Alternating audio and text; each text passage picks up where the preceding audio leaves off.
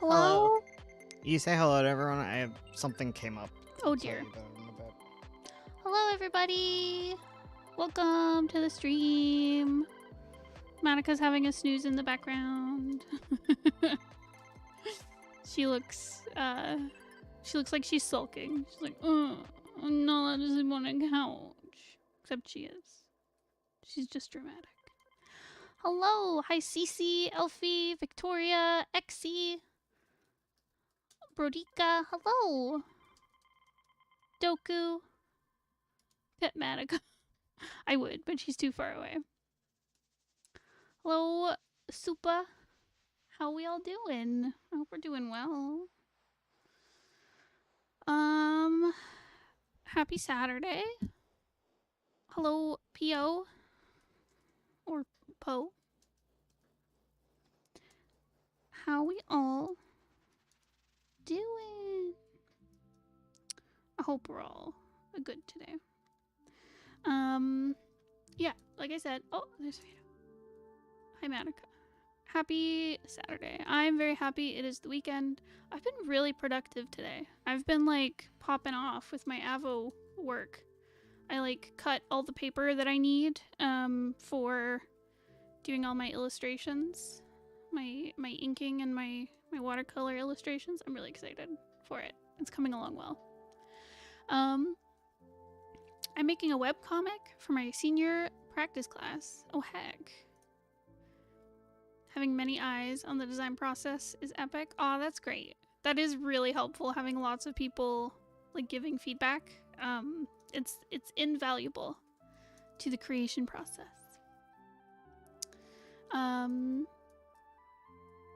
Madoka. I know, she's so cute. She's so happy we got that rug. And she's very happy. She does not like walking on hard floors, so she's living it up. Hi, Madoka. Hello. Oh, hello. Hello. Oh, happy girl. Writing is very fun. Heck yeah. My goodness. So everyone's got to tell me, what's your favorite part of making comics? For Supa, it's the writing, possibly. What's everyone's favorite parts? I must know. Pet her. I did. They petted her.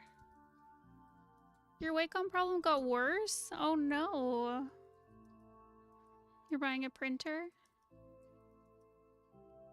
All I need is a mouse. Oh my god, you're powerful. Doing digital art with a mouse. I love concept work and brainstorming for the story. Ooh, that is fun. Concept work is very fun. Where you're just like getting the vibes. It's so good. I hate polishing my work up. Oh no. I feel that sometimes. I don't know what that is. I've tried to like explain it before, but I don't know if I fully grasp it. Like why sketches look better than finished work sometimes. I think part of it is like you get too stiff when you like redraw something on top of your sketch, whereas like your sketch is very loose and has a lot of energy. That's my current explanation, but I don't know if that's true. Man. I wonder if there's like... There probably isn't, but I wonder if there's like a psychology study on that. I don't know why there would be. I want to run that study. Hi guys, I'm here. Hi, Bones. All good? Yeah. I got a Facebook message from someone. Oh. And it was on our McKay and Gray publications thing, which is okay, whatever. Usually it's people being like, hey, can you review my comic on your YouTube channel? But this time it was someone who received a package that wasn't theirs because I guess the person keeps sending things to their old address. Oh. And they were like, I really want them to get their package. Oh. So I had to message them both and be like, hey, the package is at your old house. They want you to have the package. I don't know what I can do here. And then I had to tell the other person that I messaged them, and there's not much I can do. It's not my mistake. Yep. Okay, I have to let a pee-pee dog out. Man.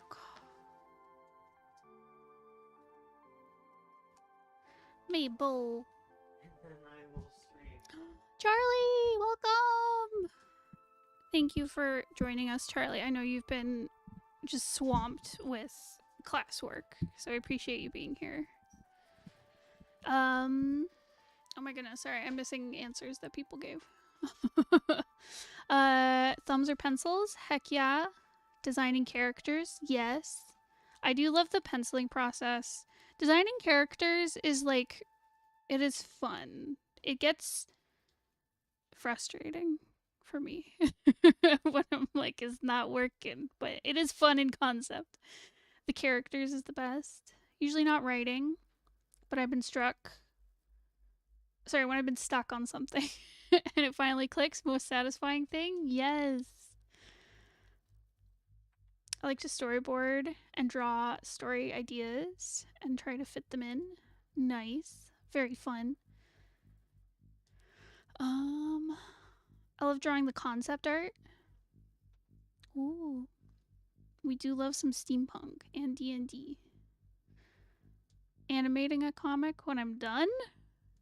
That's the... What? That is not part of the comic experience I have done.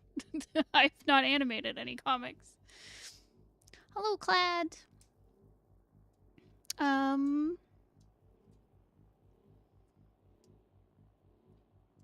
the bots are quaking. Exactly. Designing too. I forgot about that. My favorite part is when I'm done. Hell yeah! It sounds like everyone really likes doing concept work. It is fun. You figure out the vibes.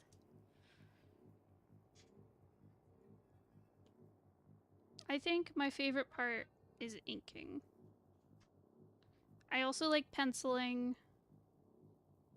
And what is the music track right now? It's very strange. I know it's gonna kick off at some point, but oh dang, Charlie, the bots knew you were here.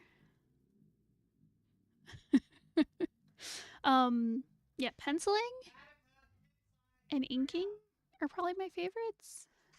Thumbnailing is sometimes frustrating, but it's good to do, but it's not always the most satisfying. And then coloring, it's growing on me. It's still not my favorite part though. Designing's fun. I feel like I'm sour on designing because it takes so long. But it is fun in general. Um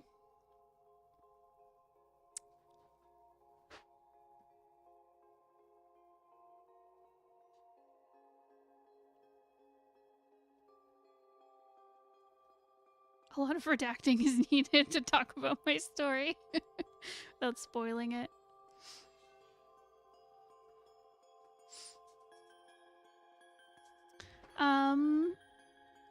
Least favorite has got to be thumbnailing and inking. I always try to get streams live, but I never can because college is killing you now. All right. Thank you for joining us for a bit, Ariel, and thanks for watching them afterwards if you don't catch them live. Also appreciated. Okay, Hi, Bones. I'm back again. Welcome back. Bones, My what's your favorite part is when Ursula designs my characters. And it finishes. Yes. Man, that Yeah. part's the best. I want Ursula's too busy though. Cause she can't even draw our RP characters and all that.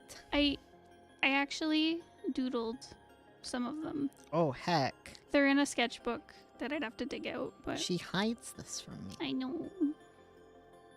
But I should dig it out after the stream. Yeah. And I'll show you. Give me good character doodles. Well, those are our cute characters.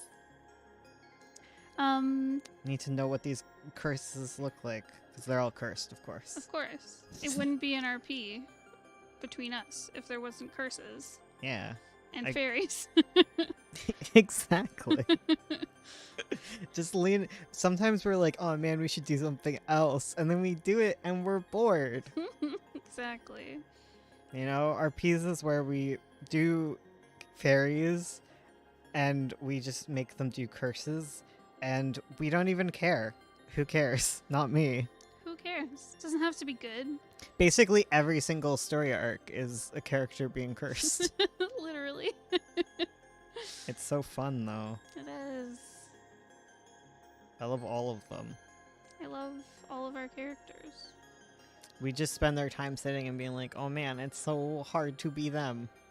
I feel so bad. I feel bad. I'm playing so many villains in this I'm RP. so proud of her. This you. is her turn to be all the villains. I am all the villains. Except Actually, for, like, the big bad. you have the big bad. Yeah. But I have a lot of the Side villains. side villains.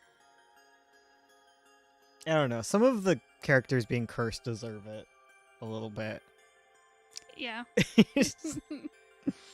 One of them definitely. Two of them.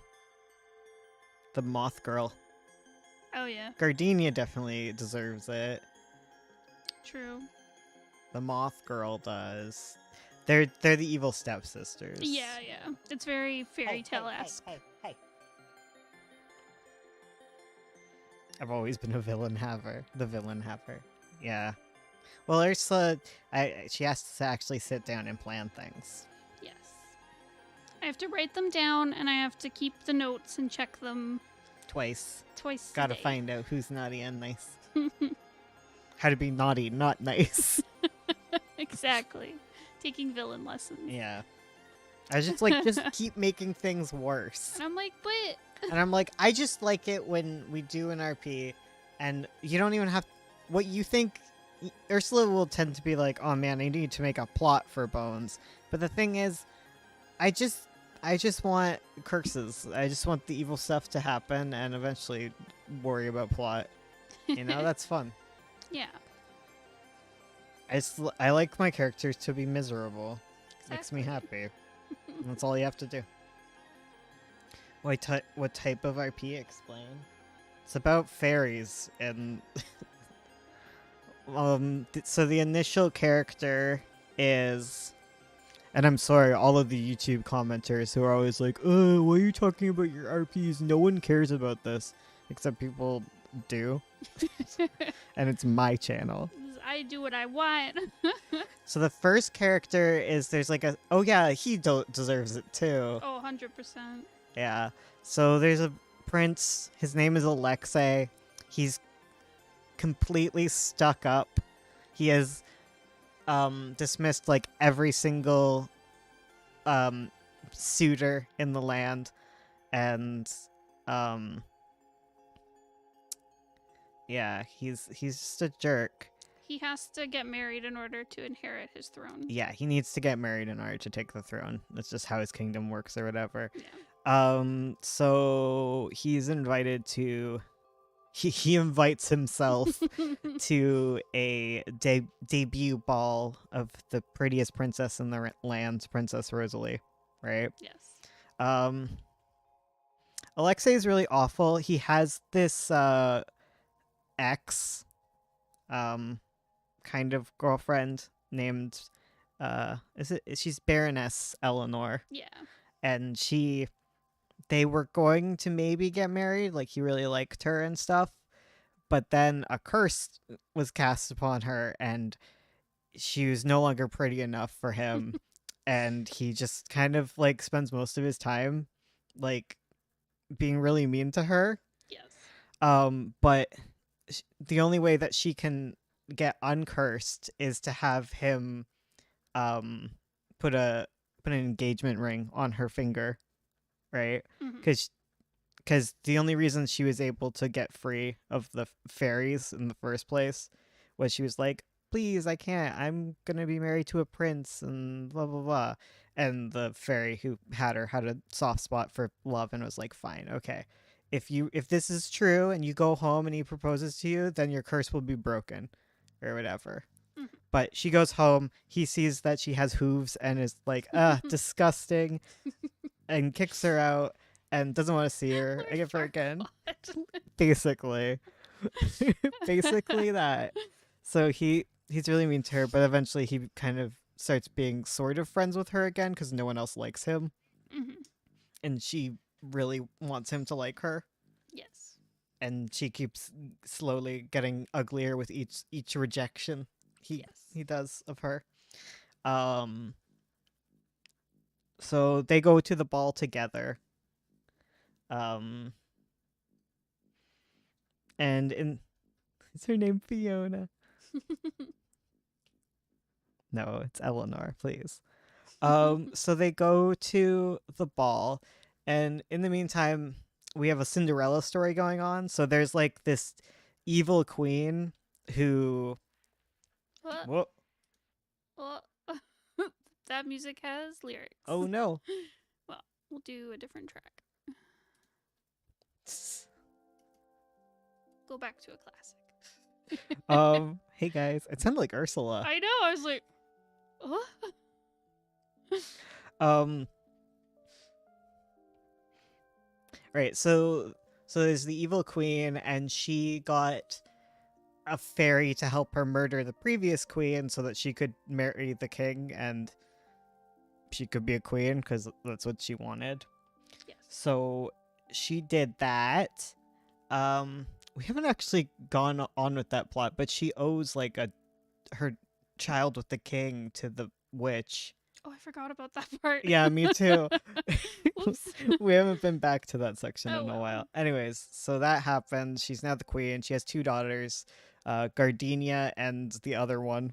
Oh god, I always forget We her always name. forget her name um, because it's not Azalea. Is it Dahlia? Delilah?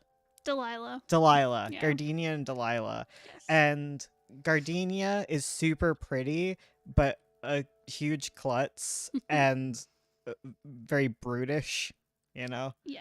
She's like the evil himbo type, right? No. Yeah. Yeah, Yeah. Yeah. you know, they're not. Yeah, she has some parts where she's nice about things, but she's very mean to Gardini. Her stepsister Rosalie, who is the the old queen's daughter. Yes. Yes, and then there's Delilah, who is very poised and is like trying really hard to keep to do all of the things to be princessly Yes. and proper, and she's really trying real hard at that. She's super anxious. Her mom kind of sucks. Their mom is kind of a big jerk. Kinda. Kind of a little abusive. They're all abusive. All the parents, it seems. Seems like it. Yeah, but she's not really pretty. So, yeah. She's just plain. She's just kind of plain, and she's really tall. Yes. Yeah, she's Oh, really right, I forgot she's tall. she's really tall. She's taller than the prince, and he's put off by that and doesn't want her. Yeah. He thinks Gardenia is really pretty when she shows up, but then she falls down the stairs and takes him with her. Sounds like such an anime plot. It is. Everything we write is an anime plot. So then Rosalie shows up, and before the ball, Rosalie had drank this like tea that was given to her by her servant, and it turned out to be a potion from evil witch lady. So as she appears at the ball, she suddenly becomes very stinky. It starts with being stinky. Yeah, there's the big stinky, and then and then like all these little like spines start coming out of her arms, Yes. and the prince is horrified and she runs away, and she's put into the dungeon Yes. so that they can deal with it later. Yeah. Just don't deal with it now. Well, it's because the queen sucks. Yeah. So what really they're talking about a hothead stuff. It's really bad. Oh my god. She's, What? Oh, the princess. yeah, she It's like, smells real excuse bad. me? She's stinky. Yeah, she's put into the dungeon. Yeah. So what actually happened was that the evil queen made another deal with the witch. She went to the witch hoping that the witch would make her other daughters like beautiful and have the prince fall in love with them, because she just really likes high standing and would like her daughters to be the rulers of another kingdom, you know, Yes. amassing power as you do. As one does. Right. So she instead the witch is like, I won't make your daughters better, but I will make your stepdaughter worse. But you have to give her to me after. I want. And she's like, okay, whatever, I don't care, take her. So she has the curse put upon her, and the queen then convinces the king, is like, oh, there's this magic woman and she can find a cure for our daughter who's become horribly disgusting. And so the witch comes and she takes Rosalie away. She's like, I will help you out. And then she does not. Nope. Go into the stinky dungeon. Stinky jail. BRB pop off bots. Probably some milk. She got lactose intolerance. That's the curse. You be disowned. No, they're gonna fix her. Yeah. Something tells me That's they like- should stop interacting with the witch. Just a hunch. No, it's fine. That's like rich people stuff, right? When they don't want to deal with like any problems their kids are having, they just send them away. Yeah, exactly. Yeah. So in the meantime,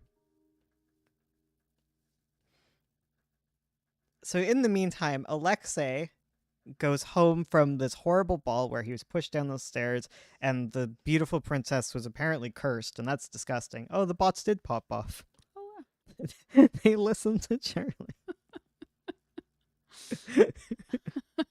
So Alexei's not walking home. He's in his carriage, and he's with It's just taking a bit to acknowledge. Oh, okay.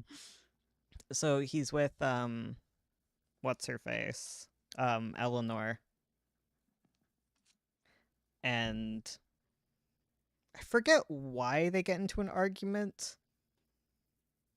She's just kind of getting frustrated with him. Yeah, I think it's I just think he's supposed to have proposed, and yeah. I think it's like guised as like she's like, "Oh, you're gonna not get married and lose your crown." He's like, "But don't tell me what to do." It was something like that. yeah. So they're fighting, and she's been like, she wears like, oh, it's like she has her hair all pinned up nice, and then like they're arguing, and like the hair comes undone, and he sees that she has like furry animal ears starting to right. happen Right. because she suffered a rejection from him before they left, Yeah. and the curse had like gotten worse, and she was very upset about that. Mhm. So yeah, he gasps in this over the top BS reaction. And then their carriage stops because there's all these freaking sheep that have just appeared on the road. Yes. And this road, it goes through a fairy kingdom. There's like all these fairy kingdoms. They're very huge. So between the two kingdoms, there's this like long stretch that they have to like go through, like this kind of safe path on the way. Just don't walk off it, right? Yeah. Worst curse of all, being a furry. That's basically the entire story. Yeah. There's a lot of that. So all these sheep appear, and he stomps out to go yell at these sheep. Yeah. And while he's out there, a fairy steals his face.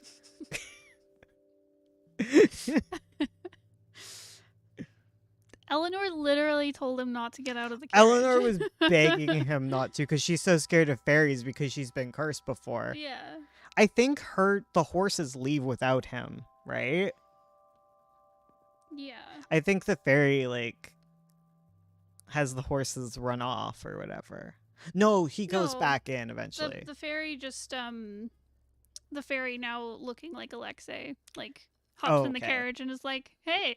Yeah, so the fairy trades faces with Alexei. So he takes off his face and he puts it on like he takes it off and it's like a mask in his hand, and he puts it on, and then he looks like the prince, Yes. and he puts a mask on the prince to replace his face. It's very Majora's Mask. It is very Majora's Mask. And because it's night, we'll get into this. The prince is now a goat. He doesn't quite realize this at first. Like, he walks over as a little goat to all these sheep and is going like meep meep or whatever, and like no one's understanding him, and like he gets shooed away with the sheep and the carriage leaves without him, and he's like, oh my god, what just happened? Oh yeah, it's like Miitopia too. Yeah, peels off face, puts on Ursula's. I knew you were an imp. So he comes back, and Eleanor is sobbing, and because of the huge rejection she's received, like, she's always kind of been a bit ugly, but now she's like, she's she's looking a little funky in the face or whatever. Like, she's got a very big forehead. Her eyes are kind of opposite directions, very cockeyed. Listen, she's beautiful. Big nostrils. Oh, right, and she's got like a beard starting or Yes. whatever. And he the fairy prince sees this and is like, "Oh my god, this is the most beautiful human woman that ever existed. Is this my Yes. wife?" Like, Yes. so he tries to what the fuck means Emerson Groove. Big brow eyes apart, Basically. turning into Lear. Yes. Yes. Got yeah. He's like, "Oh my god, she's gorgeous." Yes. And she's like, "What is going on with him right now?" Like, yeah, she's cover her face. She's like, "Don't look at me, blah blah blah." And he's trying to like suss out like what what What's our relationship here? yeah, exactly. Like, who are you? And she's like confused about him or whatever. So kind of the way that the curse works is like there's like two sides to it, because it seems like sun and moon has powers depending on like who you are, it seems. Yeah. So his powers are very moon based or whatever. No, Yeah. but he also like he's easier in the sun. No, it's in the nighttime where so at night the fairy who's taken over the prince's life, he's more convincing. Oh, he's more convincing at night? I thought so. I thought it was during the day he was more convincing, and at night he stopped being. I thought it was like the opposite of Alexei. No, because like they're riding home at night, and Alexei's a goat, and she's sus on him. Or maybe I'm wrong. I think it's like because Alexei is a goat in the night and then becomes like a human in the day. Yeah. And I think it's like when the moon is out, the imp is more powerful. Oh, okay. Which is why he That would can make keep sense. Alexei as a goat at night. Right. So during the day, he like avoids people because they're like, "You're acting weird," but at night, he's like super convincing. Oh, okay. Yeah, I remember. Yeah, you're right. You're right. So, yeah. So basically the way that it works is that if someone recognizes that he's not the real prince, the mask will fall off and the prince will be able to take off his mask. Because like in the morning the prince wakes up and he's himself, but there's like this mask stuck to his face and he tries to remove it and he can't. And the only way that he'll be able to remove the mask is if the fake prince mask falls off. Yes. And the only way that will fall off is if someone recognizes that he is in fact a fairy pretending to be the prince and not actually the prince. Yes. So he needs to pretend to be a fairy, a human prince. And he goes about his day and he learns about this thing where he's supposed to marry someone. And he's like, "I'll marry Eleanor. She's the best. She's like the most beautiful." And everyone's like, "No, Eleanor's like a disgusting monster woman." That is what they are like. I know, they're all like this. Yeah, they're all like that. She's cursed by fairies. Like, no, you should not marry her. And he's like, "No, I'm marrying her." And like he invites her over and she's like convinced he's like trying to like make a fool of her and be awful like he usually is. Yeah. Or Elena. Yeah, Eleanor has a hard life. So yeah. That all goes down. He proposes to her. Oh right. He just like he's like on the spot, he's just like, "Will you marry me?" And she cries. Yeah.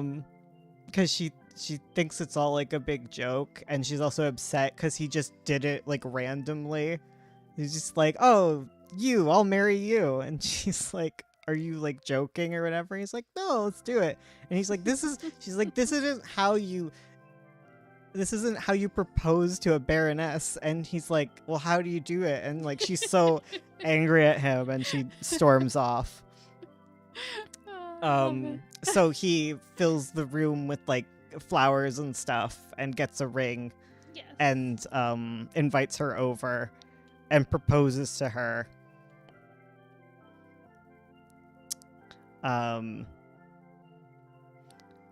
And she's like, I don't know about this. And he's like, no, it's cool, it's cool, it's cool. It's fine. It's fine, it's great. Don't worry. And so he finally puts the ring on her finger, and she's like, oh my god, finally the curse is gonna be broken. Except it's not, because he's not the real prince. And like her curse like just goes into overdrive or whatever. Yes. Oh right, it's because like her fingers are starting to turn into hooves. Oh, right. And once her hands have like fully become hooves and she can't get a ring on it, like she's done. Like the curse is over. Like Yeah. like she's gonna turn into a horse, guys. Horse lady. Listen. Yeah. And he's like, no, I'm gonna help you solve this curse. And he's also like, oh my god, she's getting prettier by the day. The fairy's name is Nibirius. Yeah, by the way. Nibirius. I love Nab. Yeah. He's so sweet. Yeah. This is all super interesting. Okay, good. Okay, good. Yeah. The Nab is just like in love with her. Yeah. Like because he's like really, he's a goat imp. Yeah. Like Yes. all of them are kind of like, oh, that's kind of how it works actually. You're always like a type of fairy plus a thing. So like the only way, because it's like when magic and it's like you're a magical entity plus a thing. So he's an imp plus a goat, but he removes his goat mask and puts on the prince mask. So if he successfully becomes the prince, which will happen within a year, we'll get into that bit. But if that happens, then he will become a fairy prince. Yes. Like, yeah. So. Oh right, he did it to there was like a fairy queen. Yes. So And he Nab's was- story is yeah. that he got a bunch of sheep. So he's like a goat imp is what I was saying, and that's why he likes Eleanor, because she looks kind of like barnyardy, you know. He's Yeah. like, wow, beautiful. That's my kind of lady. Goat wants to be a prince. Yes. So he's been hanging out near the fairy queen, and one day he shows up with hundreds of goats and brings them to her courtyard, and he's like, I did it. I brought you these sheep. And she's like, I didn't ask you to bring me sheep at all. And he's like, I know, but I did it anyway. Aren't you proud of me? Like, can I be part of your court now? And she's like, no, not at all. And like eventually she sends him off with his sheep, and that's when he gets gets the prince. But he's like, he sees the prince and he's like, if I take the prince's face and become a fairy prince, then the queen will have to be friends with me. Yes. Just wants to be friends. Yeah, so that's his little dealio. Yep. Meanwhile, the prince, like, each night he becomes a goat, and he's slowly turning into a goat. Yes. And if he's unable to remove the mask by the end of a year, like 12 moons or whatever, then he's gonna be stuck as a goat, and the masks are now stuck. Doesn't sound like a stable relationship. It's beautiful. Oh my god. So yeah, Eleanor is becoming a horse. She's hanging out with Nab, and he's like, I love you or whatever, blah blah blah. You're so pretty. I'll feed you, it's fine. With her little hoof hands. Poor So Eleanor. she's spending time with him, and then and she's like become a bit of a recluse in her manner, and I mean she always was, because she's always had like hoof feet, but you know, and been a bit not pretty for the world, and she was hiding away. There's a lot of beauty standards in this kingdom. Does she have a horse voice? But yeah, she's become even more of a recluse, and she wears like all these veils over her face or whatever. And so he invites her over, and while she's over, the two princesses show up. It's been a few days. Oh my god, bots, chill. Bruh. It's been a few days, and the two princesses from the other kingdom are going to try and woo the prince a second time. Because they want to impress their mother or whatever. And so they go, and Nab is so sick of them. He doesn't like them immediately. They're really rude. Yes. They're rude. They're awful people. He is like... He leaves them in the waiting room and just keeps sending people to be like, oh, he'll be here any minute now. Yes. And eventually,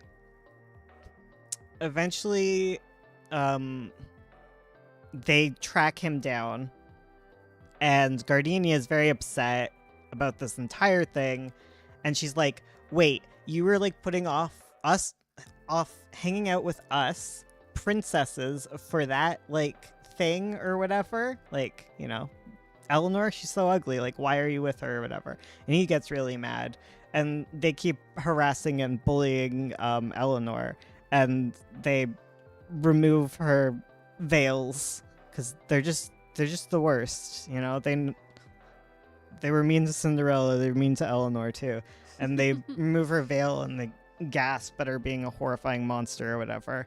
And Nab is so mad at them, and he sends them away, and he's like, he gets their horses ready, and Nab whispers to the horses to run them into the fairy world. Oops. I'm gonna get water. Okay. So I hope you all are enjoying the plot of our RP. It's been very fun.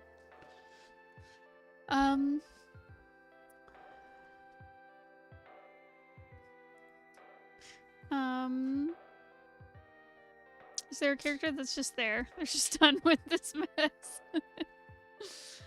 Nope. It's all fairy shenanigans.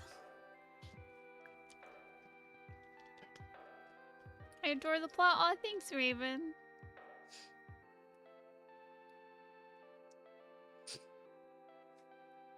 I guess I'll just go through the entirety of Eleanor's plot first. Yeah, sure. Okay, so after they're gone, she's horribly upset, and she doesn't even want to see Nab. And she goes and is a little recluse in her house and doesn't come out. And Nab starts to get worried about her. So he heads over, and there's this like fog that's like descended upon her manor, and he's like, oh no. And he goes in, and her house is full of gremlins, and they're like little toad gremlins, and they're like, all of her staff is gone. It's just gremlins everywhere, and they're having fun in the kitchen eating things, and he hears her screaming upstairs, and he's like, oh no. So he goes up, and he finds Eleanor, and she's turned into a horse at this point, I think. Yeah. Yeah, she's completely turned into a horse. And they're trying to put a bridle on her, and he's very upset about this, of course, because that's his horse. So he fights off the gremlins and gets her out and down the stairs and everything. And because Nab is a fairy, he can understand animals talking, so he's able to talk with her. She doesn't know that this is because he's a fairy. She just thinks she's still human, like that the curse isn't done yet. You know, like she's got time left. you A know? horrible monster is just a horse. Yeah. Yeah. Yeah. Horrifying. yeah. A horse. A horsewoman. She's actually a gorgeous horse. Yeah, she's very pretty. She's a very pretty horse. And they get out, and gremlins attack her and bite her, but they get free, and he's like, "It's okay, I got you." And she keeps getting spooked by things because she's a horse. Oh my god. Yeah, and he soothes his little horse gal, and she's like, "I don't want anyone to know that I turned into a horse." And he's like, "It's fine. We'll just be quiet. You know, no one will find out." Which works out for him because he doesn't want people to know that he can understand horse talk. Yes. So he takes her to the stable, and that's kind of where we're at with her. She's since gotten like infected bites.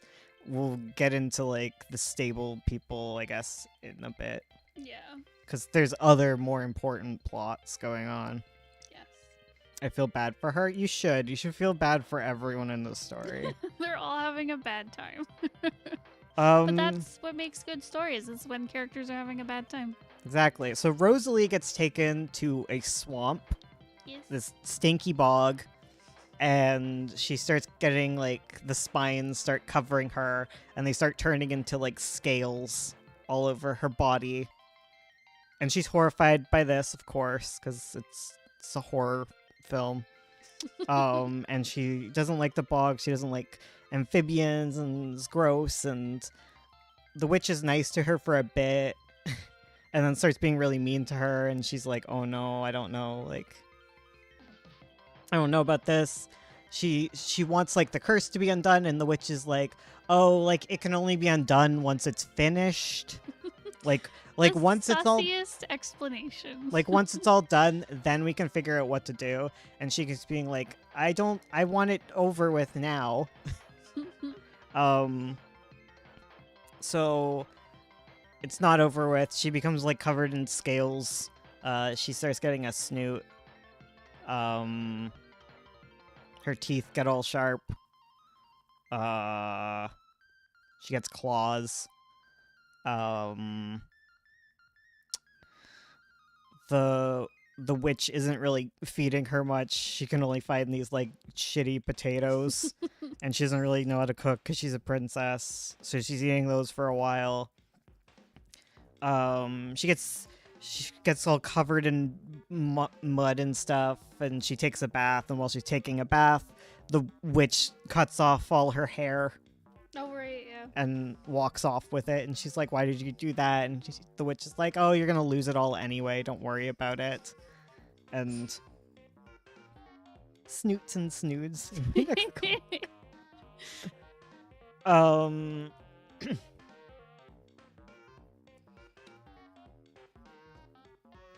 The goat prince is just eating a can this whole time. Just eating the curtains. Yeah, she gets hungrier and hungrier until, okay, so the witch has all these like chickens, and so she's like, "I'll go get eggs. I'll take an egg." And then she goes in and she is attacked by the chickens, and she accidentally murders one, and she feels bad, but then she starts licking up its blood and eating it. And she's like, normal. "Oh god," and she tries to cover it up. And then throughout the week she keeps eating chickens until the I just can't stop. she Eating just can't chickens. stop. So she gets hungry and she like murders them and eats them. She goes into like a little feral thing. And then the witch catches on. And oh yeah, the witch has also been pulling out her scales for potion stuff, Yes. which is very painful, and she doesn't like it. But once she finds out she's eating the chickens, Rosalie wakes up and she's like in chains, and so she's been in chains for a while. This is kind of where we're at. She's been in chains for a while, and she's starting to like feel weak and sore in her legs, and she feels like she's losing weight, and her knees hurt or whatever. And one morning she wakes up and like her legs are fused together, and like their scales are growing between them, and like only her feet are separate, and she can't get up, and she screams bloody murder because this is horrifying, and she just wants the curse to be over with, and the witch is like, oh, I didn't expect it to be going so fast or whatever, but you know, you'll be relieved to know that I have a place for you to go and you don't have to stay here. And she's like, hisses at the witch. Oh, whoa. Listen, she's just become a beautiful mermaid. Yeah, a beautiful mermaid. Don't That's worry it. about Don't it. worry. Girl wanted some nuggies. Exactly. Yeah, I need my Rosalie art so I know what's going on better. Oh, okay. Helps. Horse mermaid. Yes. Hippocampus. Yeah. So that's where she is. Yes. So that's Rosalie. So Rosalie's story is that she was living happily with her mom and dad for a long time. And she had this knight named Zara who protected her, and they grew up together, and they're like best friends, Besties. best girlfriends. Gal pals. And like as she becomes like a teenager and stuff, she like starts to really like Zara, and Zara starts to like really like her, and they maybe kiss a bit. And it's found out that she's kissing this knight girl. And Zara gets banished from the kingdom. As you do. Because no homo. You're gonna marry a prince, okay? Gosh. And so Rosalie's been very sad since that happened. And then after that happens, the evil lady who wants to become queen, because she was poor or whatever. Yeah. Just wish for money. You don't have to murder someone. No, I mean, she we had can to- kill the queen. Like, honestly, maybe we should stand her. But yeah, her mother down the is killed, monarchy. and this woman marries the king.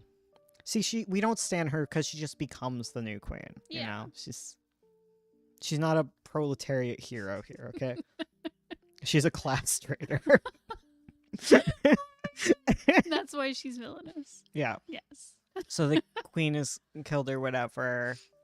But before the queen is killed, Zara learns of this plan that the queen is going to be murdered, and she's like, oh no, what is this going to mean for Rosalie, one, and two, I used to work for the queen, and I don't want her murdered, you know, even if I was banished or whatever, you know.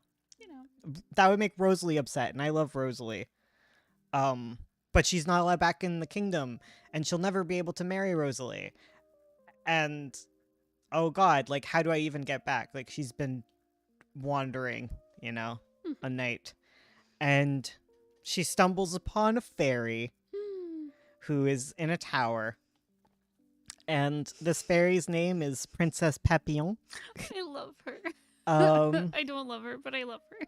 She's a little anthro, basically. And she's like, oh, okay. Like, and okay, I guess we can do her backstory or whatever. But she was once a princess who was stuck in a tower, and she would turn into like she was a werewolf, right? Like when she was living, yeah, spoilers. But when she was living, she was like a werewolf, cursed, and was thrown into a tower until like a prince could come or a knight would come and like give her a kiss and like break the spell. And no one saved her. And eventually someone did show up, and she was so happy. She was like, oh my god, I'm gonna be saved. And they murdered her because she's a monster. And then after being murdered, she became like a spirit because like she still had like unfinished angry business, And so she's like a dog spirit fairy princess. And she turns she turns knights who cross her path into dogs. Hi, Sammy. Hi. Welcome to the furry stream. Cool, 2 furries. We're only 2. We have a scaly too. Yeah, true. So yeah, Zara stumbles upon her and she's like, "Okay. I can make it so that you can save the queen and marry the princess. You know, like I appreciate someone going to save a princess, but if you fail, you're going to be my knight Yes. forever." And Zara's like, "Okay. I'll do this. Okay. What's going to happen here?" And so she turns Zara into a boy. Oops. And Zara's like, the fuck? But, you know, you got to do what you got to do. So, Yeah. Xander now. Is it a dead name if it's your new identity, but you don't want it? I don't know. It's a weird situation. It is. So, yeah. So Xander goes off to stop the evil queen, and Xander doesn't. And Xander is brought back to the Princess Papillon, and she turns him into a dog knight. She's like a Sheltie anthro, a furry, if you will. And she chains him up with a little collar to her tower, and he stands guard there.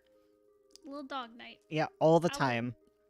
And he's angsty because he didn't save the kingdom, and Rosalie's probably dead. Yep. Except wait. One day, he hears a whole bunch of doggos barking, because there's all these doggos who used to be knights and used to stand at the door, and he's like, oh god, one day I'm gonna be turned into a dog once she finds a new knight or whatever. Yep. He's very attached to Princess Papillon, even though, like, he hates her too. Yeah. Yeah, like, he's very conflicted, because his doggo brain is like, oh, I hope she calls me a good boy and gives me chin scritches. And his tail wags, and he feels separation anxiety when she goes up in the tower, and he whines. But also, he's like, how dare you keep me chained here? I hate you. Yeah. Yeah, it's two extremes he's constantly feeling about this situation. And he sees the previous knight, who's now a dog, and he's like, oh god. Oh god, that's gonna be me. I'm gonna be in the dog pack at some point. But anyway, so the dog pack goes running off, and they're barking, and a whole bunch of them come back with like a goblin in their mouths, and they're playing tug of war with it. And he's like, goblins? Clad would be upset. Yeah, Clad would be very upset. Sounds like my dog. I want to be a dog knight. Yeah, you can go stand guard. You've betrayed 9 points. What is Bones going off on? We're describing our latest RP. So yeah, they bring like the goblin. Xander's like, drop it. Drop it. Drop it. And they drop it because they listen to Xander, because Xander's alpha. Not really, but they seem to listen to the main knight dog. No, he's alpha. Alpha. So they drop the goblin, and he's like, what are you doing here? And the goblin's like, I'm sorry, I was just passing through. I didn't realize this was like your territory. I'll leave. I'll go. And he's like, grrr. And he hears like a lady screaming in the distance, and he's like, what's that? And he's like, it's nothing. And it's nothing at all. We bought her. It's fine. He's like, you bought who? Excuse me? And they're like, we went to a market and we bought her, and like it's all cool. We're not gonna do anything crazy. We're just doing mischief. It's okay. We're just goblins, okay? Like, please don't murder us. It's just pranks. Just goblins being goblins, okay? I'm sorry. I'm sorry. Canadian goblin. Yeah. So the doggos the doggos drag over the screaming person. And it's this teenage girl who is in like a little cage. She's like in the little fetal position, and it's like perfectly around her. Like she can't move much. Poor girl. Yeah. And she's screaming because the dogs are pulling her dress through the rungs and shaking it and drooling all over her Being scary. and being scary. And yeah. And he's once again, Xander's like, drop it. And they do. And he's like, wait, that's a human. And they're like, yeah, but okay, fine. Okay, we'll admit it. We stole her. Because that's the problem here. Yes. So I'm learning I can't draw coats when they're not on a character. It's really hard. it's powerful. Right. So yeah, he shoos away the goblins, I think. Yeah, he just And does he the- calls for Princess Papillon to help deal with this. And Princess Papillon is like, just let them take it. I don't care. Like, it's just a human. Like, you're a good boy. Like, thanks for alerting me, pat pat. But like, I don't really care. But he's like, please, like, we can't just let the goblins take her. And she's like, okay, fine. I'll get the dogs to sniff her and figure out who owns her, and then we can give her back to them, okay? Be a good boy. And so she sends off dogs to find whoever initially owned this human. And Xander's like, oh god. Oh no. Oh no. And he talks to her, and she can't remember much, but she does remember going to the debut of Princess Rosalie, and that makes Xander's ears perk up because he's like, Rosalie, head tilt. And she's like, yeah, she became all stinky and covered in spines. No, not stinky. And The horror. and he's like, what? And he can smell kind of the stinky on her dress, and he's like, is that Rosalie smell? Can I find her? Can I? Yeah, so he talks with the girl a bit. There's like no door to the cage. He can't open it up. Like they need like the magic of whoever did it to undo it. Yes. She's very sleepy. She's just been sleeping. There's like a spell on her. She hasn't needed to like eat or drink.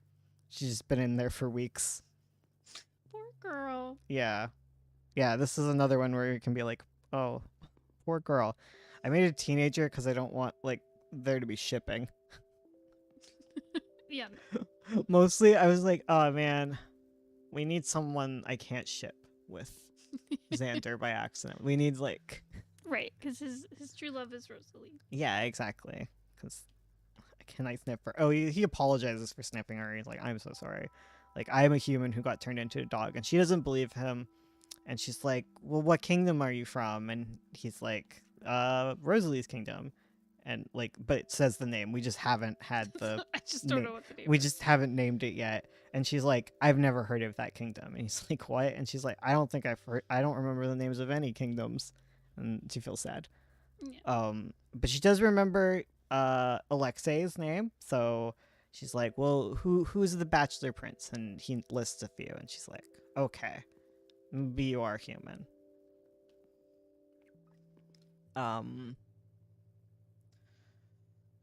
I think I forget what it is, but she's like, Xander's like, oh, it's kind of hopeless. I've been like chained here forever. Like we're not getting out of this. And the girl just starts bawling because she's like, when I was at the market, like all these fairies were coming up and like they were saying they were gonna buy me and turn me into stew or use my bones for potions, and I don't want to die or be turned into something unnatural. I don't want to be turned into a dog. Alright. She's horrified by the whole lot of it, and she's like, please, please, please, please, please don't turn into a dog, and please save me. And Xander's like, you know what? I'm gonna figure this out. Like he's he's got his motivation back yeah. after all his sulking. He's like, Rosalie's alive and in danger, and this girl's also in danger, and I want to save her. Yeah. I'm gonna save all of them. Save everybody. I want to be turned into something by fairies. Same. Ooh, The dream. I don't really. I want to be turned into a deer. I can jump in front of cars and no one will blame me. No. Bawling her eyes out. Just playing sports. No, she's just sad. She's stinky. She's covered in dog slobber. This is just the RP where everyone's stinky. It's the stinky RP. Yeah, so that's her deal. And Xander now. I don't know how that works. I feel like her gender identity must have just changed too, right? I guess so, because she keeps like considering herself a fella. It must be like, okay, because I'm trans, right? So I can figure this out. I feel like it must have changed her gender identity, but she doesn't want her gender identity to have been changed. Okay. Does that make sense? Yeah. She like identifies as a boy now, Mm-hmm. and like if she was called a girl, it wouldn't feel right, but she wants it to feel right again. Yes. Okay, that's how we do do that in a We got this. 2002 appropriate way. Yeah. Yeah, she probably wants to be a girl again, but also doesn't on a gender level. Yeah.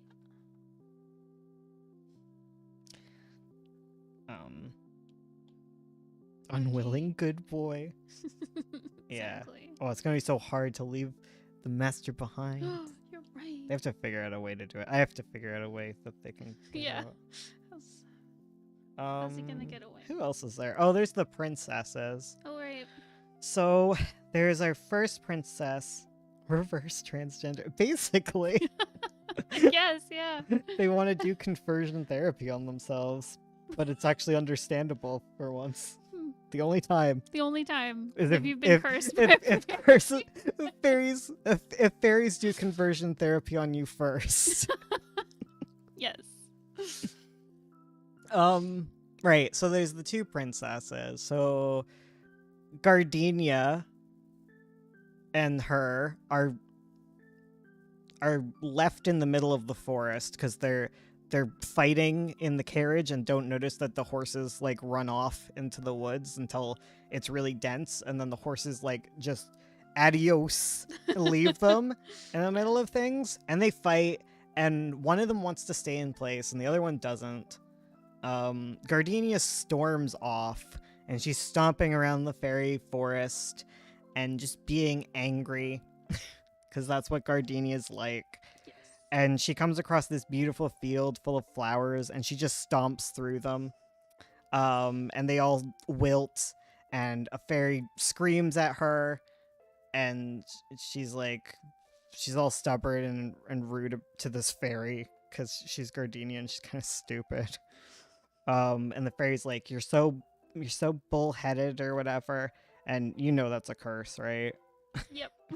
So she continues stomping around, and like she gets covered in fur, and like she grows a cow tail, and she gets a cow head, and she doesn't even really notice for a while because she's just snorting, and it's one of those curses, you know, where you don't even care. She's just so she's so bullheaded. She's so bullheaded, exactly, and her tail's flicking around. Yeah. And she only she's very upset about this. And as she gets to the edge of the forest, like she feels like a tension like around her. Like she can't move forward, like an invisible wall, but she's like being pulled back or whatever. So she turns and tries another direction, and then she realizes she's just looping around. So she stomps on over to the fairy and yells at her, like, what are you doing? Let me go, or whatever. And the fairy's like, apologize, and then I'll let you go. And she's like, I hate you, you're rude, blah, blah. And storms off again. And she runs into these rabbits, and she chases them a bit, and they laugh at her, and she yells at them, and they're like, oh, we could make things good for you. Like we could make you look like a princess again, because they learn that she's a princess, and they're like Pog. Exactly, Pog. And they're like, we could make you look like a princess again. And she's like, if I just apologize to the stupid fairy, like I wouldn't even need you. And she goes and apologizes, and the fairy does not accept the apology at all. Nope. And it wasn't a good apology. Yeah, and the fairy is like, you're gonna guard my flowers and until you appreciate them. Every one of them is my children. She's just like a plant mom. Yeah, and Gardenia's just so angry, and the rabbits start giggling at her, and she chases them down. Did I tell you their names? No. Do you want to wait? Yeah, just wait. Yeah, Okay. We need to get into the story. Okay. Yeah, we haven't done much with Gardenia. No. We had an original version that didn't work out great. It didn't work. Because our slow is thinking too big, plot-wise. How do you guys roleplay? Do you pants them? My RP partner kind of do a mix. I like pantsing, but I also plan, and I've gotten Ursula to start planning more so that I'm not the only one who does it. Yeah, I find when I plan, I forget what my own ideas are because there's so much time in between like replies and stuff. Yeah, because of you. Not today though. No, today I've been on it. But yeah, so I find writing it down really helps. Yeah, and I'm usually I explained to her as like, I just want you to make a mean character who curses my character, and the fun part is the curse. Like, you don't have to make all these side characters and adventures and things. If I wanted that, I'd just read a book. You know? I just want to be turned into a minotaur and stomp about. That is like the formula for like fun RPs, at least for us, where we're like, we just need characters and they need to be stuck in a situation and suffer and just hang around and talk. Okay, so the other princess is we haven't gone back to her in a while. No. Because, like, I need to workshop this plot, so everything I'm saying might be wrong. But she eventually goes off because she's, like, alone. And she's like, well, Gardenia left. I need to find a way out of here. I'll follow the tracks. I'll be smart. Right? Yeah. And she follows them. And she follows them. And then she can't really follow them. And she's kind of lost. And it's scary and it's getting dark. But then she sees, like, the beginnings of, like, lights and things. And she's like, okay, maybe I'll go here. Like, it's kind of spoopy outside. And she sees all these beautiful dresses, like, made of silk. And they're all, like, strung about the trees and things. And there's, like, these, like, lantern lights. And at the center of it all, there's, like, a loom. And there's, like, this fairy thing working at the loom. And that's kind of creepy. And it's got, like, clawed hands. And it's, like, there's all, like, these layers of silk wrapped around it. And she's like, spider fairy is coming. So the fairy notices her, and she's like, oh, I forget what happened. It's been a while, but she's like, oh, those are really pretty dresses. Or whatever, you know, they're pretty dresses. Like, did you make all these? And she's like, small talk. She's scared, you know. She's lost in the forest, but she's smitten by these dresses because fairies, right?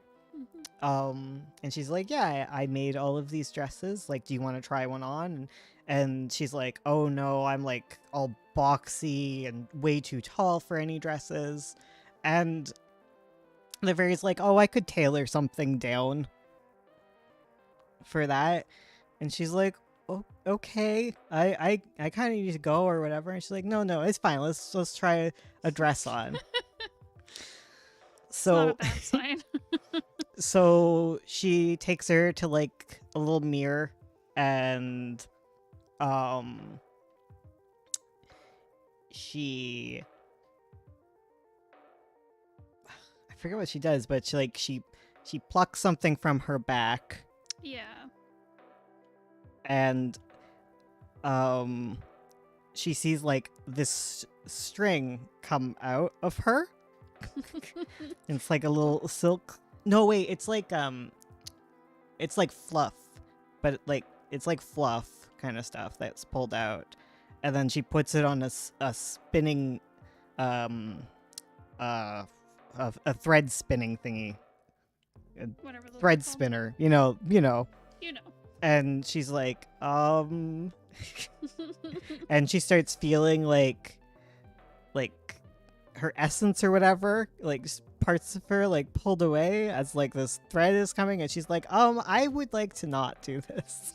I've changed my mind. I've changed my mind. I'm gonna nope out of this one. But like she can't move really good because like she's being pulled on or whatever, and she's like she's very concerned, but then she notices like her shoulders are becoming like less boxy and she's less short, and she's like Less tall. less short. Yeah, less tall. Less short. She's becoming like shorter and like more petite, and like she gets to a point where she's like, oh, like I look great, like thank you, and she just keeps spinning. Oh no. And she's like, I'm done. Okay, we're good. Okay, we're good. Like I'd like to try one of the dresses on, please. As like the thread is like starting to like roll around the spool.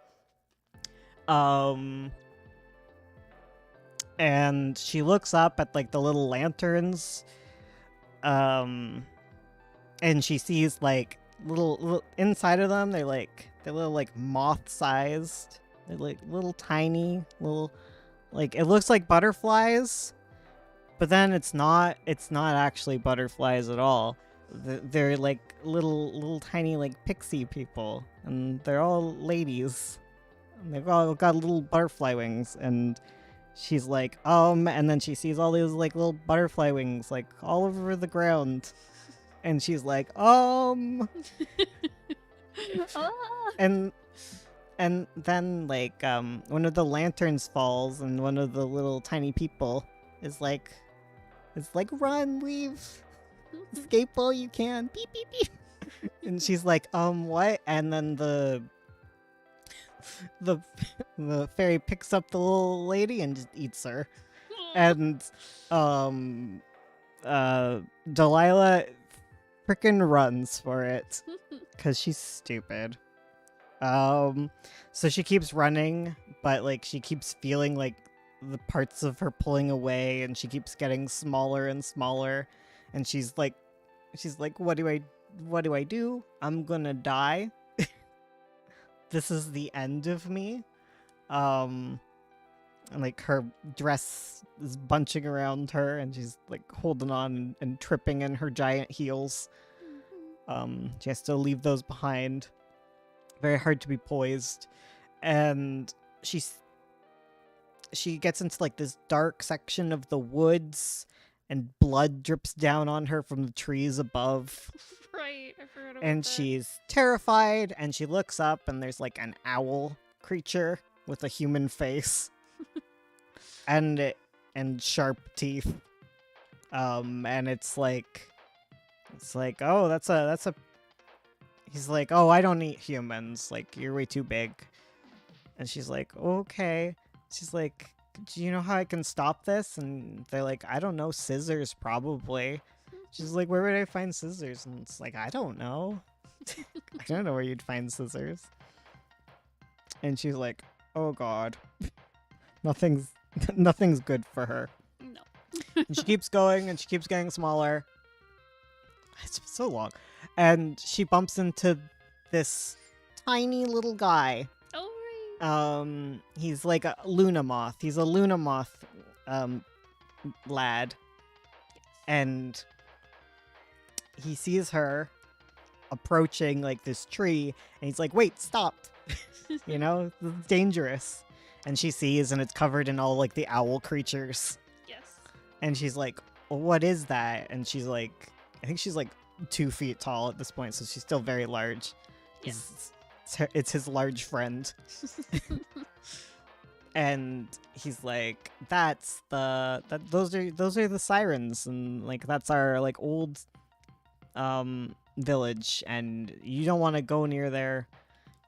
You're large, but not large enough to fight off all of those. But maybe you could help us, and I think in our village we could get you scissors. And she's like, okay. And so they keep going, and she like holds them in her giant hand, and it slowly becomes not a giant hand. And she starts to become like maybe like Barbie doll sized or whatever, and she feels very weird. And she like her back feels weird, her sides feel weird. It's all weird. It's all weird, and she can feel like the fibers being pulled away, and suddenly she gets an extra set of arms that are all like carapacey. Oops. And then she gets smaller and smaller and smaller, and she gets like antennas, and by the end she's like even smaller than the prince. She's like half his size. Not the prince, he's not a prince, frick, I think he's just like a guy, the pixie. She's half the size of a pixie, and she's like an anthro moth kind of thing. I forget, what moth is she? She's like a tent caterpillar moth. Yeah.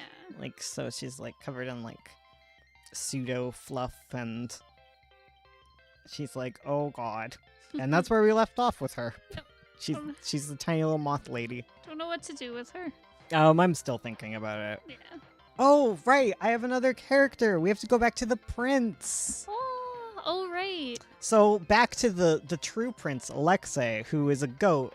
And he wanders around like a goat for a while. And during the daylight, he's a human.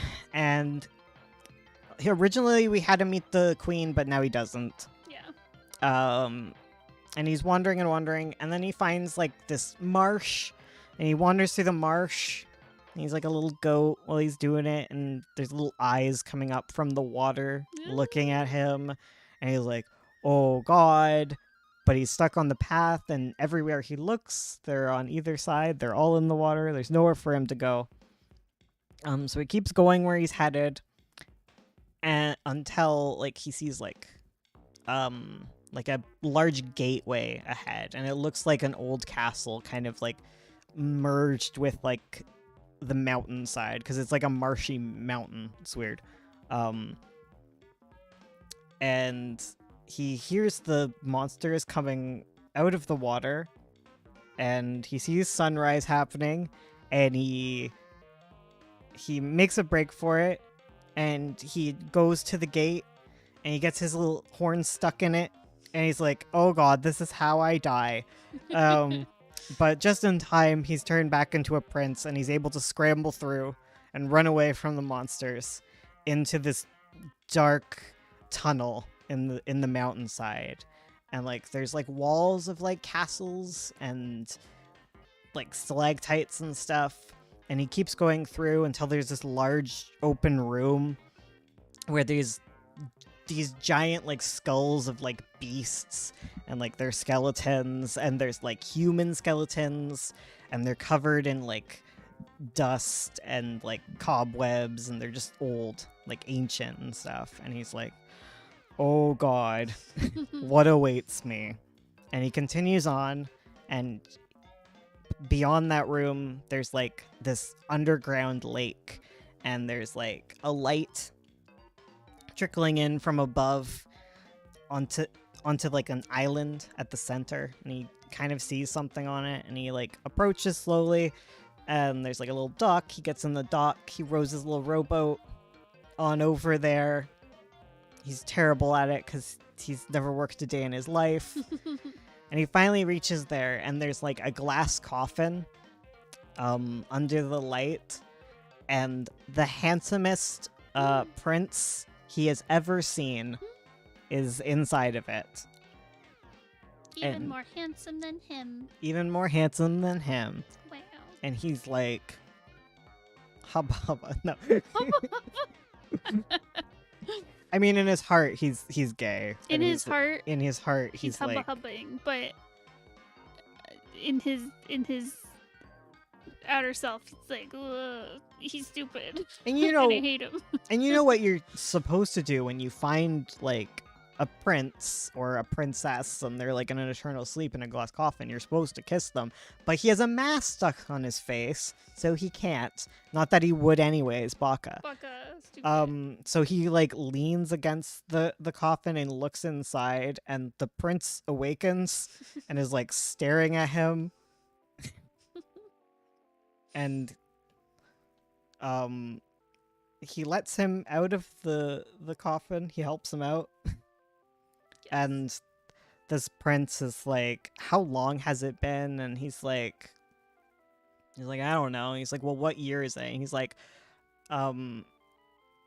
63. And the prince is like, it can't be 63. Like, it was 67 when I went to sleep. He's like, it can't be more than like a week. And he's like, it's like, no, it is X year. I forget what it is. And it's 600 years since he's gone to sleep. And he has a bit of like an internal panic attack about that.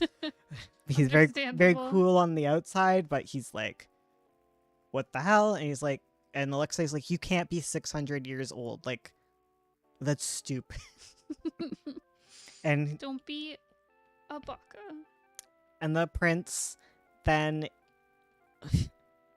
wait, they're both princes. Sorry, this the prince, there's Prince Albin and Prince Alexei. Alexei is the goat prince. Yeah. So Albin informs him that he's from the kingdom of, I think it's Anura, and Alexei is like, that's BS. That's a fairy tale kingdom made up in storybooks. You are a stupid liar. Human, that's wizards and stuff. And then like Prince Albin makes a stone bridge appear out of nowhere to lead them to the other side of the lake.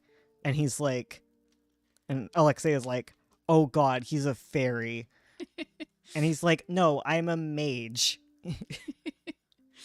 Says the talking goat. No, he's not a goat right now. He's not, well, I mean, okay, like, he started to turn into a goat and he hasn't realized it yet. So he's got like the floppy goat ears, and Albin keeps calling him a goat, and he's like, I'm a prince. And he's like, okay. Not any prince I've heard of. Prince Alexei, who? Because they're from centuries apart. Yeah. And he's like, he hasn't even heard of Alexei's kingdom. And he keeps calling him a goat, and eventually he stops. And they're like, okay, we're both princes, whatever. Dude literally turned into a goat and can't believe in a wizard. Listen, humans don't know magic. He has to be a fairy. Yeah. And when he uses his magic, he's been like the way that it works is like his hands and like up, I think it's like up to like his elbow, it all turns to stone. Yeah. Alexei doesn't care because Alexei only cares about himself. Yeah. Yeah. So he's and like his elbow is kind of like stiff, shoulders feeling stiff. He won't complain though. Albin doesn't complain. Albin's just like, okay, I need you to be able to kiss me, so that this curse can be undone. So we need to go get that mask removed from your face. So we need to go track down the imp that stole your face and take that off. And then you can kiss me and we can depart. And Alexei's like, what to all of this? Of course, because Alexei has no idea what's going on because he's stupid. Exactly. Um, but like, and he's like, oh, so like the stone, because he sees his stony hand, and he's like, oh, is that the curse? And he's like, no, that's just my magic. Like, that's how that works. He's Like "Wow." the magic's been drained from my hand. Like I expelled it from my hand, and now it is stone until I sit under the sun for a while, and then the arthritic prince.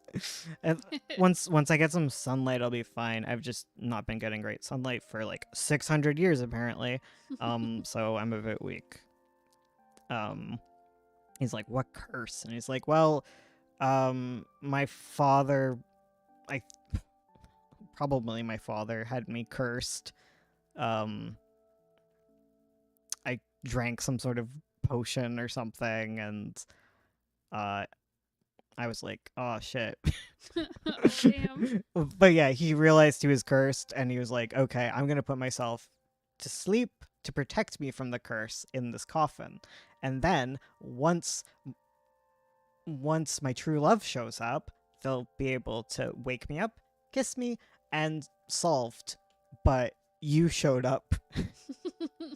And he's like, and this asshole showed up. and he's like, it was supposed to be like maybe a week at most.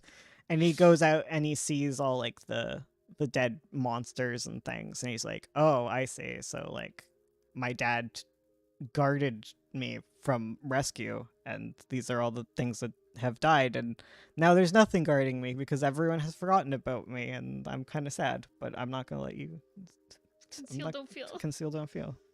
Elsa over here. More like witch curse at this point. Jeez, come on, I love curses. I too would stop caring about this stuff if I got turned to a goat. I mean, have you seen a goat? Goat prince and arthritis prince. Yes. And then they go out, they sit in the sun for a while, for a couple hours, basically until the evening time. And Goat Prince is like, can we just like get moving? Like, you said this was like something that had to happen quick. And the smart prince is like, what? Are we just gonna wander around aimlessly? No, I'm gonna make a compass once my magic has like recovered, and we'll be able to track down your thing. So it's no use getting lost or eaten, so we're gonna just sit here. So they do that. They just sit there and they chat, because that's the fun part in RPs. Yeah, it's just characters chatting, getting to know each other. Yeah, he chats about how his dad sucks. And he's like, wow, Alexei, you're stupid. Your parents should have beat you more. Oh, right. It's like, what? If I was as stupid as you, I would have gotten flogged. Like, Excuse me. and Alexei's like, I don't live in a barbaric time like you. He's like, well, meh. He's like, well, maybe you should have. They go mlem mlem at each other for a Yeah, bit. they do that for a bit. And grumpy. He keeps calling him a goat. And then night comes, and the prince is like, no, sorry, the arthritis prince. Thank you, Kuro. Arthritis prince is like, okay, I guess I gotta make the compass now. And he's like really nervous. Not trying to show, but really nervous. And Alexei's like, why? Why are you acting like a baby right now? And he's like, oh, well, I need to do an incantation, and like, you know, I said my tongue would turn to stone, but like also like if I do a bad job, like it won't even work. And if I do an even worse job and I'm so weak with my powers right now, like my lungs could turn to stone and I could die. And Alexei's like, well, maybe we shouldn't do that. And Arthritis Prince is like, don't be a baby. They're just like toxic masculinity, the duo. Yeah. He's like, don't be a baby. Like, I'll do it. Like, what else are we gonna do? We need to find the compass. I'm gonna either lose myself to the curse or this. So, who cares? So he does the spell. like he starts by making iron, which is a lot harder than making stone, and his entire arm and up to his shoulder becomes like stone, and his chest hurts because it's all stiff. And then he picks up the metal and he picks up the iron and he starts whispering the incantation into it, and like his whole mouth turns to stone too, and some of his fingers, because he tries to like pull some magic from there too, and he starts struggling to breathe, and then he's done. And the little iron always points towards Nab. Yeah. Yeah, and he did it. Gonna track down the imp. And then Goat Prince is like, "Are you okay?" And Arthritis Prince looks at him like, "My mouth is frozen, my arm is frozen, my fingers are frozen. How am I supposed to communicate with you right now?" And then he turns into a goat, and then they walk silently through the night together. Friendship. And then in the morning, when Nab turns into a goat, he's like, "Okay, so how are we doing?" And when he turns into a human. oh yeah, when he turns back into a human, he's like, "Okay, so now what do we do?" And Arthritis Prince is like, "I'm not cured. Like, he's still stone. He's only just gotten like the first little bits of sunlight."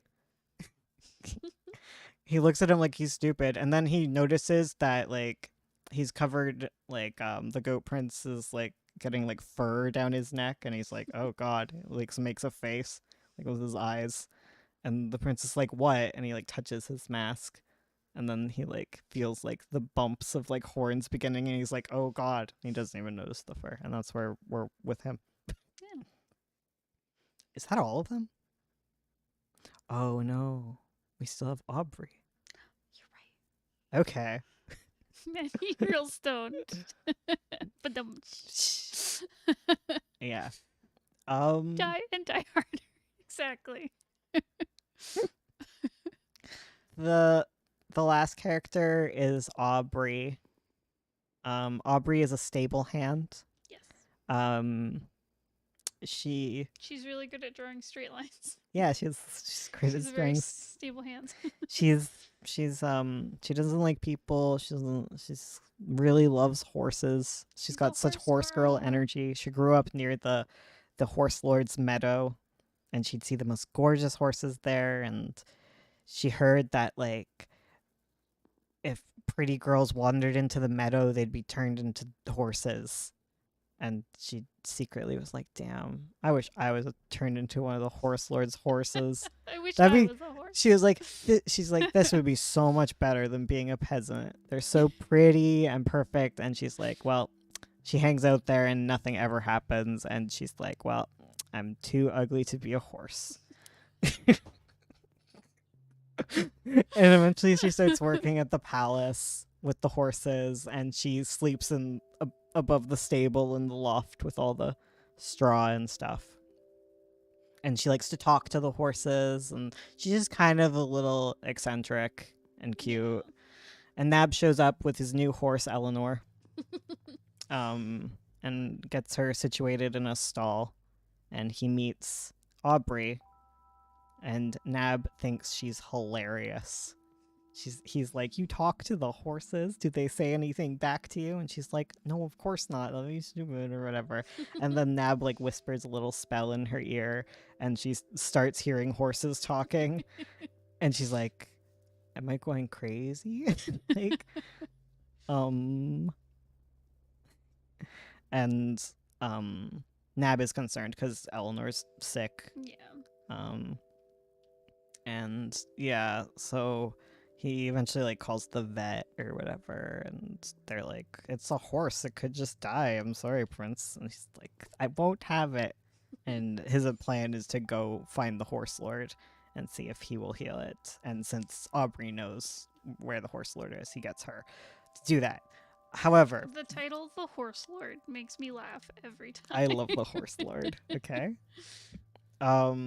But yeah, in the meantime, like Aubrey like comes downstairs, she hears all the horses talking still, and she's like, And the other Nick. stable hands come in because they're not as dedicated to the horses as she. And there's a horse stable hand named Liam, and Liam's like, "You all right there, Aubrey?" And she's like, I'm fine," and tries to avoid him. And she lets all the horses loose, and she starts mucking the stalls, and she sees all the grain and hay left, and she's like, "Wow, that looks really delicious." And she's like, What is going on with me? Excuse me." And then she starts snacking on it, and it's really good. And Liam comes back, and she's shoving her face full of grain, and she's like, and he's like, "You didn't have breakfast?" And she's like, "Yeah, we used to eat this all the time back home." And he's like, "Is it good?" And she's like, "No," and she leaves. I love her. Yeah, and then the prince comes back to do like the vet stuff, and he comes with like treats for like Eleanor, and Audrey Aubrey smells the treats, and she kind of like scoots over, and she's like really fixated on them, and Nab finds it so funny. And like after all things are done, he like tosses her an apple, and he gives her a little wink, and she's like, "What?" And Eleanor eventually talks. She's been avoiding talking um, because she doesn't want people to find out she's a horse. Little does she know, no one can hear her. And she's like, she hears that they're going to the Horse Lord, and the Horse Lord is the one who cursed her in the first place. So she's like, "No, we're not. I don't want you going anywhere near him." Not Alexei. And Alexei is like, "It's fine." Shh. And Audrey's like, "You can understand horses too." And he's like, "Oh God." And she's like, "I touched the cursed bridle, and ever since I've been hearing horses talk." He's like, "Oh, me too." It's like, "Oh, that's crazy." And he's like, "Oh," on that one. Yes. Yeah, so they're going to go on a little quest together, and the night before they leave, she's having a lot of trouble sleeping because her back hurts, and she wakes up and she has a tail. Hell yeah. And then she goes downstairs and she pigs out on all of the hay. And then the prince shows up, and he's like, "You got something on your face there." Let her be a horse girl, okay? She's just a horse girl. This is what all horse girls are like. Yeah. There we go. That's the RP. That's all the RP. all the plot lines. And I'm just chatting about it so that we have 20 minutes left so that we can go back to it. Because it's all I do. Nat 20 persuasion. Yes. I love all of them so much. They're all so cute. Yeah. Thank you all for listening to that. Yeah. I hope it was entertaining. Yeah, I hope it wasn't. How much of a script should you write before starting to draw? All of it. The whole thing. Depends on what you're drawing. If you're drawing the script, then you have to wait for that to be done. If you're making character designs, you're allowed to do that. True. Yeah. The face thief prince is actually a good guy, a chaotic good. Yeah, he's totally chaotic good. Exactly. Because he's so nice to Eleanor, and she loves him so much already. Yes. Like, it's taking a lot to like gain trust. Because The the boy whose face he stole is a a-hole. Yeah, and he keeps running into this where he's like, "Why would someone treat the most gorgeous woman in the world like this?" And he's also like an imp, so he finds it kind of funny that she's turning into a horse. Yeah. And that she still thinks she's human, and he tries really hard not to laugh. Yeah. Because then he'll realize that it's not funny to her. And he feels a bit bad. Yeah. He's sweet, but He's sweet. He doesn't understand. He just thinks everyone loves mischief. Yes. He just has imp tendencies. Yeah, he's impish. Impish. He's not really, though. Yeah. Yeah, it's a real Beauty and the Beast type deal. Yeah. Lots of fairy tale inspiration. Yeah, all around. because like the prince is not Sleeping Beauty. He's Snow White. Yeah.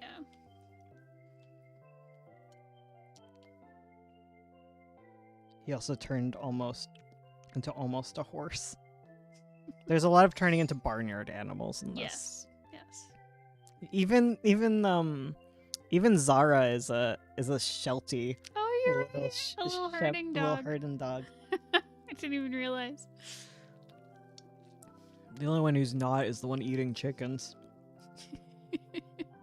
Could be real awkward when an angry goat storms the castle. Well, that's the goal. The goal is for like this goat to show up that like can talk and says it's the prince, and Nab has to persuasion Yes. his way through that. While Exactly. Albin tries to murder him.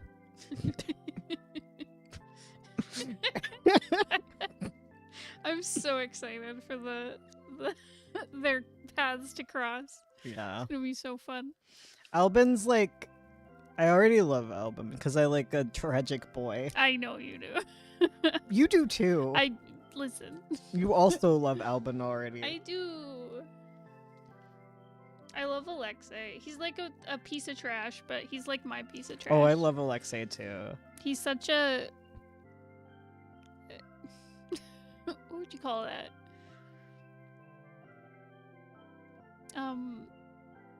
He's so... Tsundere? Yeah, kind Kinda. of, yeah, but actually mean. Yeah, actually mean. He's bratty. He's bratty, that's it. He's the spoiled bratty brat. one, and mine's more Tsundere, Hmm. I think. No, he's like the Kudare, like cold. Yeah. He's a business. He's got business to do. He doesn't want to die. Yeah. You know. Yeah. His dad is. Oh right, we didn't really go into this, but Albin's dad became the king of fairies. Yes. Because he turned into a fairy, and his giant like empress kingdom all turned into fairyland, which is a trope of ours. That is. We do that a lot. Yeah, but that's why like, yeah, I'm Canadian and pronounce things weird. Dare. I'm not. It's not even Canadian. I just can't talk. Tsundere? Yeah. Toronto. Trana. He said he was from Toronto, but he pronounced the other T, if you know what I mean. I heard someone say that.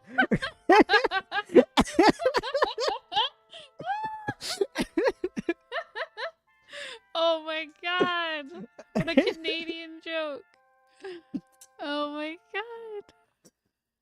I am dead.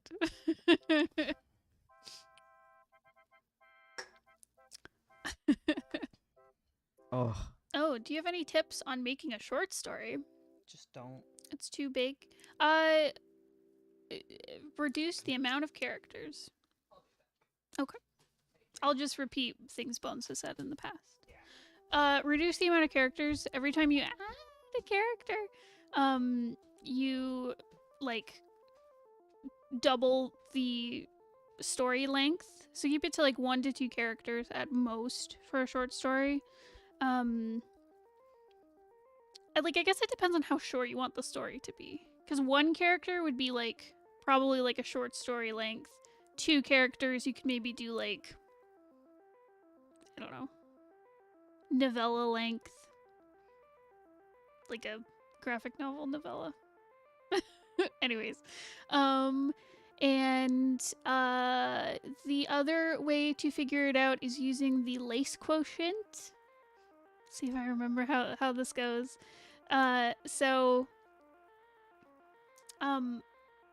Lace stands for different types of plots.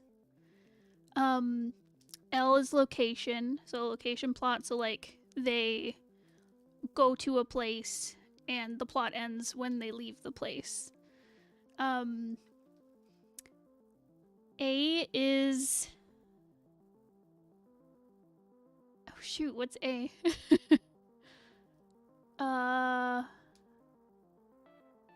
What is A?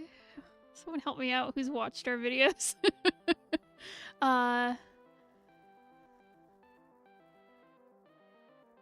Location? Something. C is character plot, so like your character has like a flaw. and it's closed when they like overcome the flaw or succumb to it. And E is event. So like answer. A is for answer, so like a mystery. So there's like a question and the story ends when it's answered. And then E is event, so like an event happens and the how does the story end for event plots? I'm gonna let you. I feel like you're learning by trying to teach.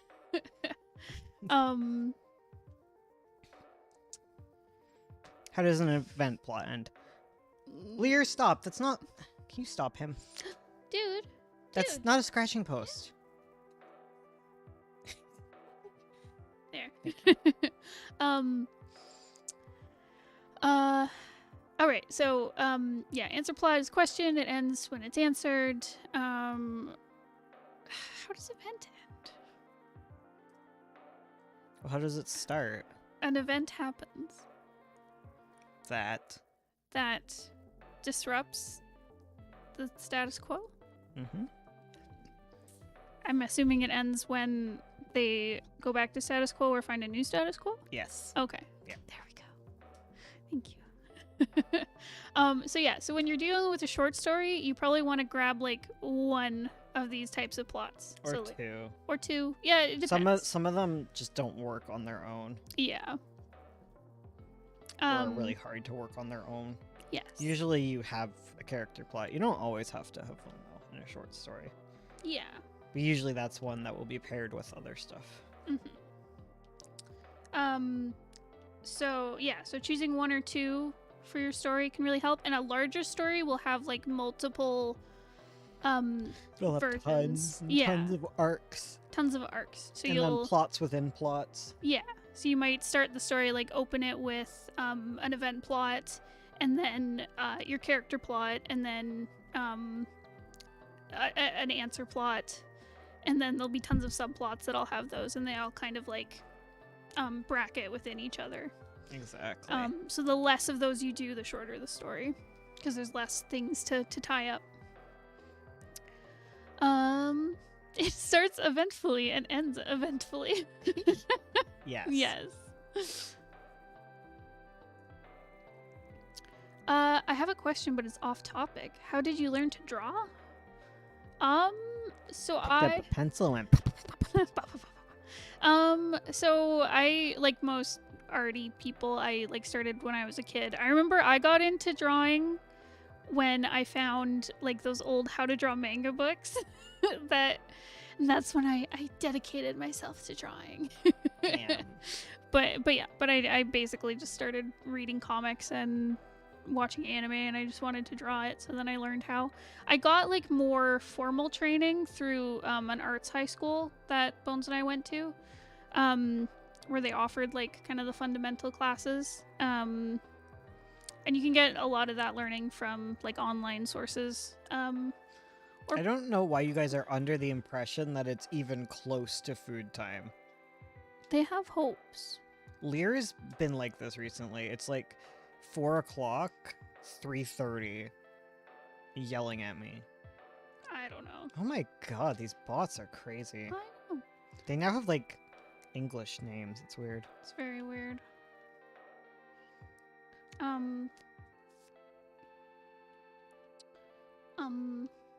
I'm sorry to have scared everyone away with my RP talk. Can you give me a like to send me love?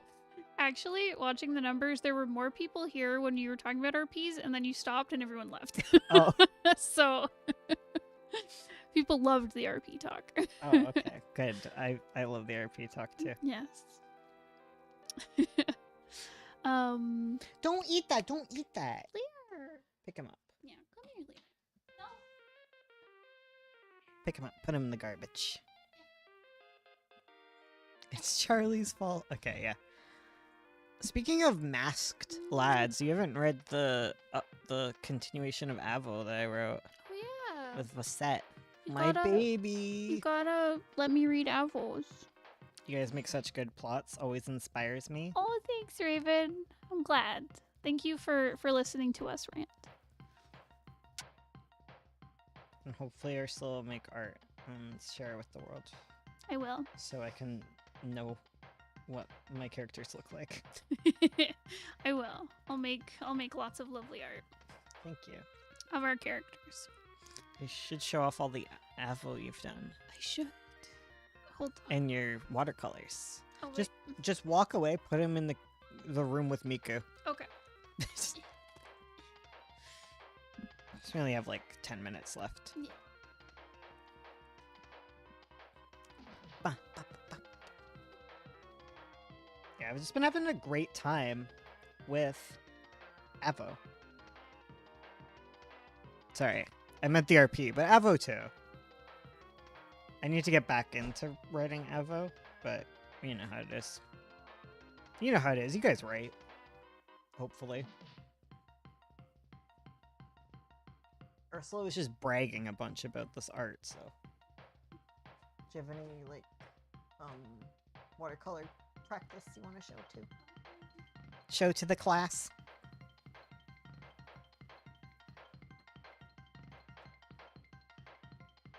Do you want to go with me to the post office after this? We could go to the post box, but I was thinking the post office was a nice walk. I didn't want to say that word, damn it. You don't write. That's a lie, Kuro. That's kind of my problem now. Oh no.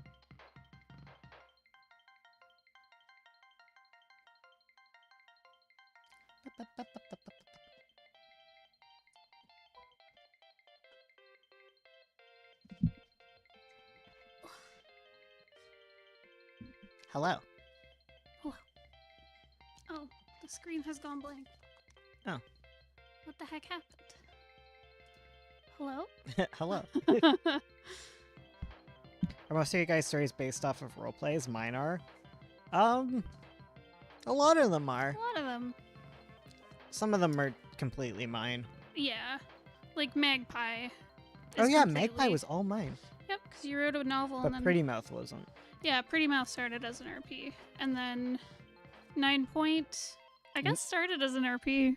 Yeah, it just didn't. It didn't work, but It was like a 2-page RP. yeah. I barely count it.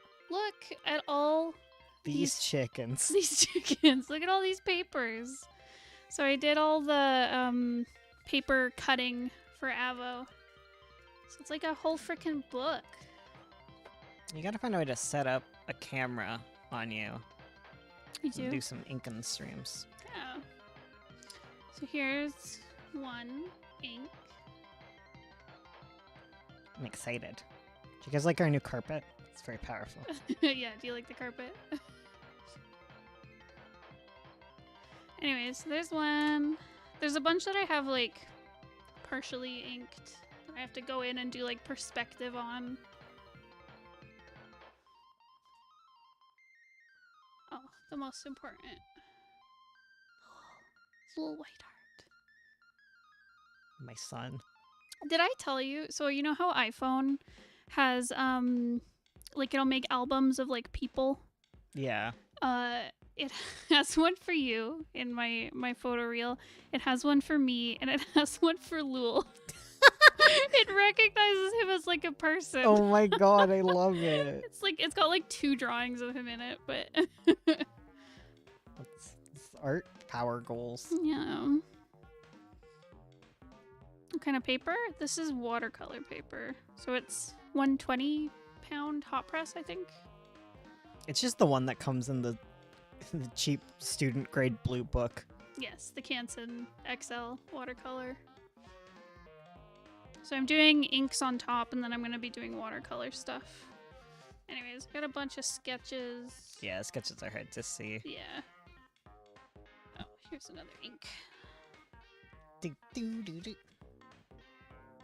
Here's one. I've redrawn this like a million times, and I've tried doing like watercolor tests on it, but I don't like any of them, so I keep redoing it. And then there's this one. This one. Maybe when you try one of the smaller, more intricate ones, it would be easier. True, because then it's less fill of just color. Yeah, it's a different skill, almost. Yeah. Because, I was doing tests. Like, not yesterday, Wednesday, I was practicing like skin tones and stuff, practicing different colors. It's difficult. I'm still learning. See, I think it just looks good enough, right? Yeah. And then here's an attempt at Tria. See, everyone thinks it's amazing.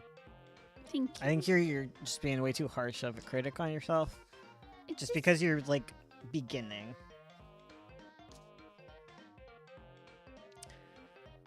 So yeah, there's my stuff. You Thanks just need for those little coming. tiny brushes. I do. I'm actually thinking of getting the little tiny brushes. Those are also good. Right? Thank you. You'd support a Kickstarter with them, right? You'd pay extra to be on the tier that gets the originals. Would ya? You're all so pretty. Thank you. You guys are so sweet. I'm just not confident in my watercolor painting skills. That's fair. I'm very new to it. I was talking to Bones' mom, who is like a watercolor artist, and I was like, oh, what if I make a mistake? And she was like, just fix it in Photoshop. I was like, oh, okay.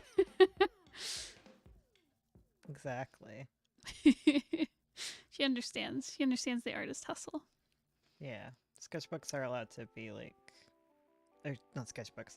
Watercolors are kind of like a sketchy medium in general. They are. That is true. Watercolor is nice because it has that element of like, I don't know, spontaneity Yes. with when you're laying down the It's color. water. It's water. It's fluid. Fluids. Oh, well, I can't. I typically would do the blue pencils. Like that's what I did for Inktober when that was a thing. But for these, like, I'm gonna be putting the watercolor on top of these, so as like, ink and wash. So I need to draw it out and erase it. I've got like a light box thing that I use to like transfer, because I did all the sketches digitally, and then I'm transferring those onto the watercolor paper, and then inking it, and then putting the watercolor on top. That's the process. Yeah. Doing it digitally really helped, because I find I definitely have a problem with like art lean when I draw traditionally. And also it's just easier to sketch and change things with digital than it is with traditional. That's what I dislike about watercolors. I need control. Oh, you're printing things. I was like, what is that noise? All right, we did it. All right. Thank you Thanks all. for listening to me talk about my RPs. Yeah, that was really lovely of you to do that for us. So yeah, make sure to subscribe and like this video so more people will find our channel. Tell your Yeah. friends about us. I'll see you on Thursday, guys. We'll see you then. Goodbye. I love you all. Take care. Bye.